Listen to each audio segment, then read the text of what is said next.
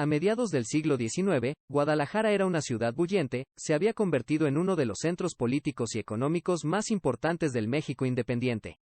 Gracias a su privilegiada posición geográfica, la Perla de Occidente, se destacó de entre todo el país como un punto central del desarrollo del naciente estado, atrayendo a un sinnúmero de visitantes de todos los rincones del mundo. Arquitectos, médicos, ingenieros, comerciantes, toda clase de personas con innumerables profesiones y oficios buscaban disfrutar de las mieles que ofrecía la pacífica y templada Guadalajara. De entre todos los extranjeros, uno se destacó del resto, jamás se ha conocido su nombre, pero sí su leyenda. Todo inició en la década de 1880, cuando los vecinos del barrio de El Carrizal comenzaron a percatarse que sus animales desaparecían, siendo encontrados al salir el sol con extrañas marcas en sus cuellos y sin una sola gota de sangre. Tiesos y con un inmenso terror en sus ojos al momento de su muerte, los animales de granja fueron los primeros en ser las víctimas de tan terrible destino. Primeramente, la gente pensó que se trataba de alguna enfermedad entre los animales, como tantas que ocurrían en aquellos años. No obstante, no pasó mucho tiempo para que gatos y perros fuesen los siguientes en ser atacados por tan extraño ser. Rápidamente, el rumor se expandió por toda la ciudad y el miedo se apoderó de los habitantes de Guadalajara. Los más jóvenes y aquellos que disfrutaban de la vida nocturna de la ciudad comenzaron a evitar salir de sus casas cuando el sol comenzaba a guardarse. Incluso los jefes de familia rehuían a la idea de asomarse por la ventana al comenzar la puesta de sol. La ciudad vivió un autotoque de queda a causa del pánico por convertirse en la siguiente víctima de lo desconocido. Las madres rezaban a Dios pidiendo que el ser de ultratumba que acechaba en las oscuridades de los callejones desapareciera, pero sus plegarias jamás fueron escuchadas. Pronto, el extraño ser pasó de los animales a atacar a los infantes. Cadáveres de niños aparecían dentro de las casas con el mismo modo de perder la vida que los animales que eran víctimas de los ataques, todos con una misma característica presente en los cuerpos, pues 2 orificios en el cuello yacían en todas las víctimas, aparentando haber muerto de una mordida en la yugular. Para los habitantes de Guadalajara, los hechos solo apuntaban a una causa: un vampiro se encontraba entre los vecinos de la ciudad. Al término de sus actividades, todos los tapatíos se encerraban en sus casas o permanecían durante la noche en el lugar donde se encontraban, ya que el temor de perecer en las garras del vampiro se había apoderado de la ciudad. Los ataques continuaron por días hasta que los vecinos se cansaron de la situación y decidieron hacer algo al respecto. La primera idea que pasó por sus mentes fue que se debía de tratar de alguien recién llegado a la ciudad y cuyo pasado fuera desconocido por los habitantes de Guadalajara. Así, las sospechas recayeron en un hombre de origen europeo, elegante y de mirada enigmática, misterioso y reservado, bien parecido y de solvencia económica. Jamás se conocerá su nombre, pero la leyenda narra que los vecinos decidieron tenderle una trampa. Se cuenta que una docena de valientes hombres aprovecharon la oscuridad de la noche y se escondieron en casas aledañas a los rumbos que el extranjero frecuentaba. Pasadas 2 lunas, el misterioso personaje se encontraba caminando en la quietud de las desoladas calles tapatías, siendo interceptado por sus atacantes. El supuesto vampiro presentó una férrea resistencia a su destino, pero este fue sometido por la multitud y arrinconado contra una pared. La gente, cansada de los ataques y agobiada por los problemas de la época, descargó su furia contra aquel individuo, golpeando salvajemente al hombre hasta que desfalleció derrotado y sin conocimiento en el suelo. Se dice que, a consecuencia de los gritos del párroco de la zona, quien lo consideraba un vampiro, se trasladó a aquel hombre por las calles de la ciudad y los vecinos salían de sus casas para festejar que aquel quien les robó la tranquilidad finalmente había sido ajusticiado.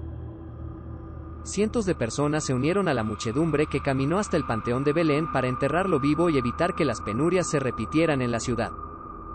Al llegar al lugar seleccionado para depositar al inerte hombre, se colocó el cuerpo en una de las tumbas del cementerio y el párroco clavó una cruz de madera directamente en su corazón para matar al vampiro y evitar que su maldad acechara nuevamente a la ciudad.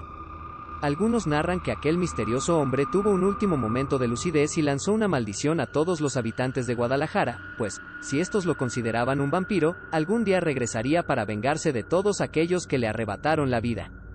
Esta amenaza retumbó en los oídos de los tapatíos, los cuales se congregaron al día siguiente en el mismo punto donde fue arrojado el cuerpo del vampiro y colocaron una pesada losa sobre la tumba, deseando así jamás repetir los horrores de los oscuros días en los que el vampiro robó su sueño.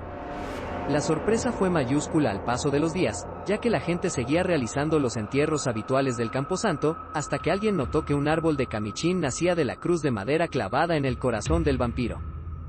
No existen testimonios sobre si los ataques continuaron o cesaron tras el acontecer de los hechos, si los animales pudieron existir tranquilamente durante las noches, si las víctimas animales y humanas padecieron alguna enfermedad o si la gente agregó a los relatos toques fantásticos para dar explicación a la oleada de muertes que sucedían por la misma zona. Lo que sí es claro es que poco a poco Guadalajara retomó su vida nocturna y la leyenda del vecino maldito fue transmitida de generación en generación, asombrando a propios y extraños cada vez que esta historia es contada durante las veladas de terror en cualquier lugar de Jalisco. Ha pasado casi siglo y medio de aquellos eventos y el árbol aún se mantiene de pie sobre la ya estropeada tumba que se encuentra frente a los dormitorios del Hospital Civil Viejo de Guadalajara. Sus ramas son imponentes y el soplar del viento entre sus hojas durante la noche revive el recuerdo y temor de verse sorprendido por un ente que no es de este mundo, para ser su nueva víctima. Ahora bien, hay quienes aseguran que, al ser cortadas hojas o ramas del árbol, gotas de sangre provenientes de las víctimas del vampiro brotan, como recordatorio de los trágicos hechos de 1880. Por ello, autoridades municipales, con ayuda de la administración del panteón, mandaron colocar una reja alrededor del perímetro de la tumba, para evitar que curiosos lastimen al camichín.